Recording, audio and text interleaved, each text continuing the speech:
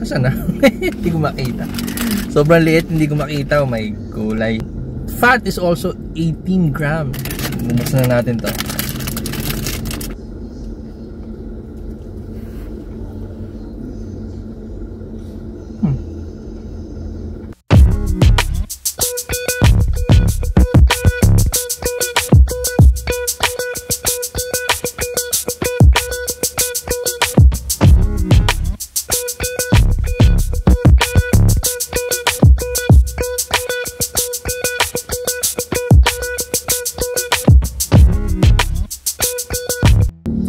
Hello mga ka-LifeFit, napadala ako dito sa 7-Eleven.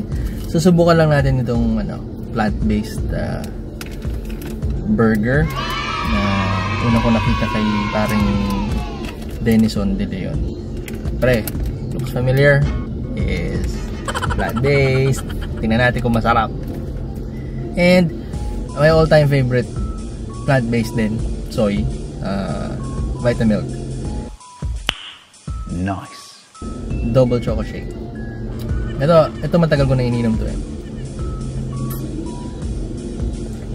Kalasa niyo yung mga, alam niyo yung mga dati, yung Magnolia chocolate milk nung bata, nung grabe, tanda ko na. Feeling ko tagal-tagal na nun. Pero that was siguro early 90s. Di ba nakabote rin siya? Ewan ko, masarap siya talaga pag nakabote. Ang chocolate drink, masarap talaga pag nakabote. Anyways, bumuksan na natin to. Pinainit ko siya ng konti para makita natin talaga kung ano yung lasa niya. In fairness, mahirap siyang buksan. Huwag kayo iiyak. At in fairness, medyo hindi ko na-expect na malaki siya. Medyo malaki siya. Mas malaki siya sa regular size na Burger McDo. Yeah, boy.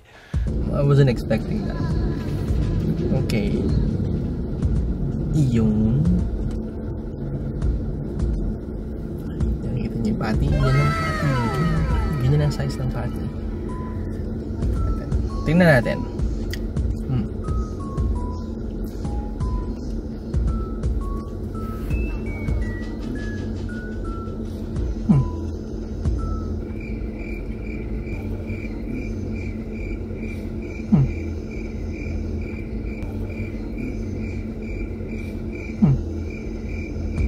Well, in fairness,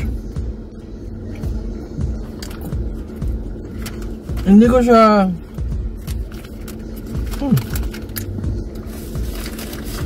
not bad at all. Hindi ko siya expect na plant-based siya. Yeah, boy. And for how much? 89? 89 pesos. Magkano ba ang regular burger? Mga around 40s. Mga around 40ish. So double the price. Malaki naman kasi siya eh. Ito na. Puta Brad, ganun kakayaman! If you're looking for an alternative, sorry. Don't talk when the mouth is full. Mag-sign language na ako.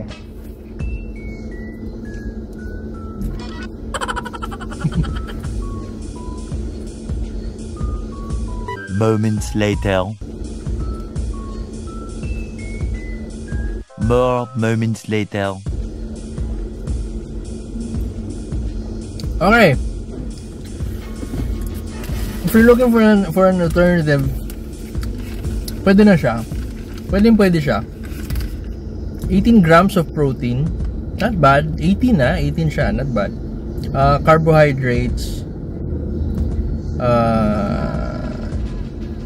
It's approximately 10 hours later. Asan na? Hindi ko makita. Sobrang liit, hindi ko makita. Oh my gulay. That's a pun actually. Oh my gulay. 7 grams of dietary fiber. Okay.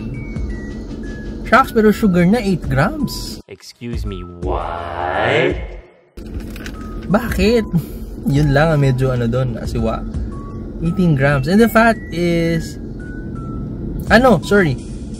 sugars 8 grams. Ayun, hindi ko gusto yun. fat is also 18 grams. Medyo ano na, bakit? Huwag kayo iiyak. Kaya siguro yung lasa niya hindi nalalayo.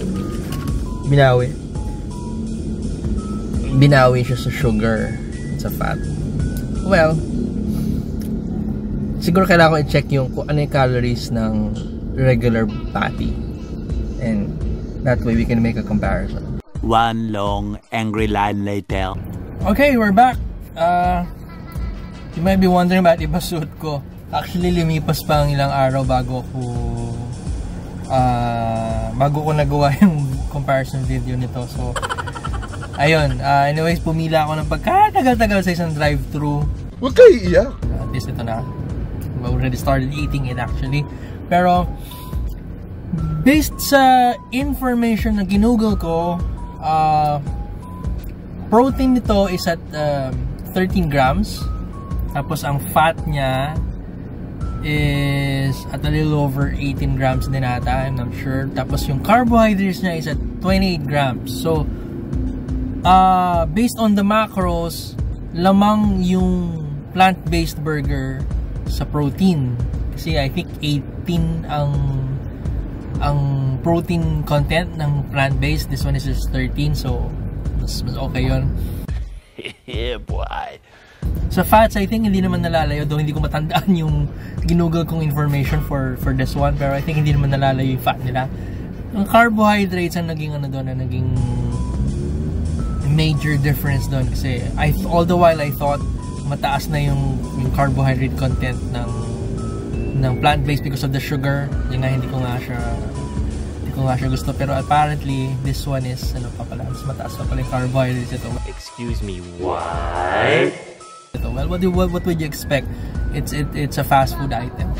So I guess if you're looking for a nice alternative or a healthier alternative for your burgers, 7-Eleven is now offering a plant-based version of the burger. So Nice. yun. We'll be making more short vids about food and other life stuff. Alright, so see you mga ka-life fit.